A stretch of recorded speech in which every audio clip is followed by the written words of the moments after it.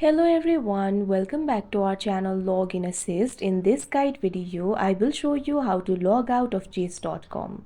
First of all, launch open chess.com application. You can see over here chess.com application has been opened. Initially, you'll be led to the home interface. So if you want to log out of your account, what you have to do is tap on the more icon that you can see at the bottom right corner of your screen.